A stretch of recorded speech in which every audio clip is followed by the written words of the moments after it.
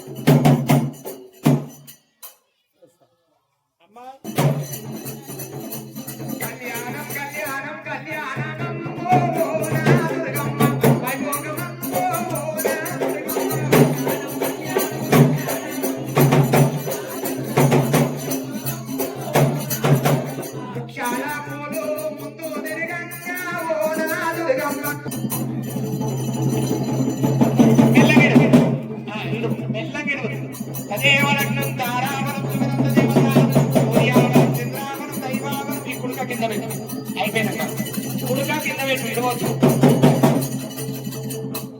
అట్లా కూడా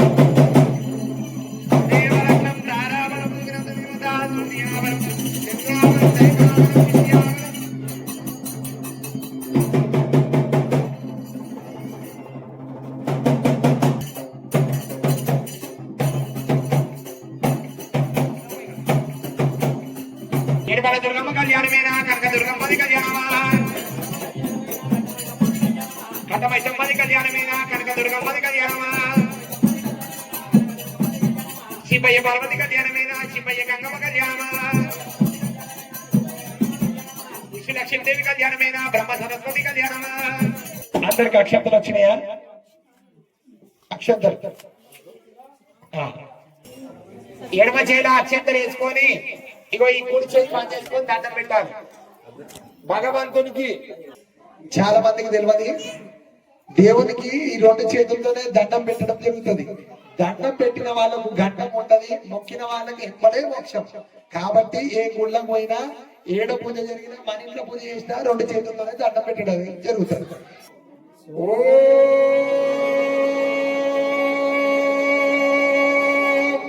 నమః శివాయ. అక్షంతలు తీసుకున్న వాళ్ళందరూ దగ్గరకు వచ్చి దేవుని మీద అక్షంతలు వేయండి.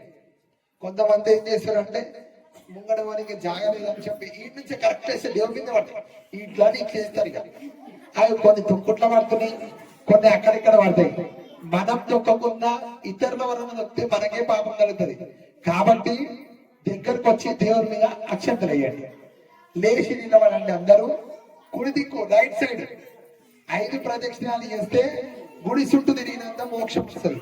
గుడి చుట్టూ ఎన్ని తిరుగుతారు? 5 తిరుగుతారు. కాబట్టి నిలబడి అందరూ 5 చుట్టూ తిరగండి. ఓం యానికాని బాబా ఓం శివశివానం పార్వతీపతి అనారమాన్యం మార్గమయ్యానికమా ఓడియే. దగ్గరకు వచ్చి దేవుడి మీద అక్షంతలు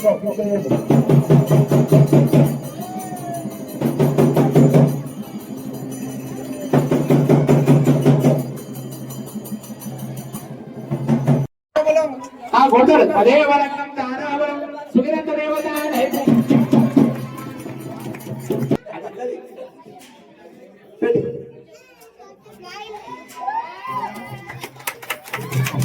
అదే వరంగం తారావరం సుగిరంత దేవత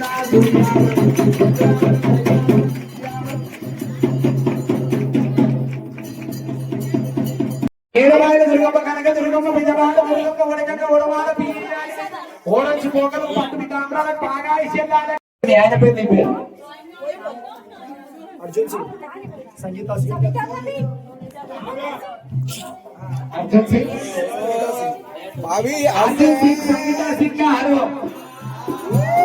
ఏడుపాయల దుర్గమ్మ కనక దుర్గమ్మ బిజవాడ దుర్గమ్మ వడకన్న వడవాడ బియ్యానికి అమ్మవారు దుర్గమ్మ కట్టిన బాసింగానికి మరి 550 రూపాయలు.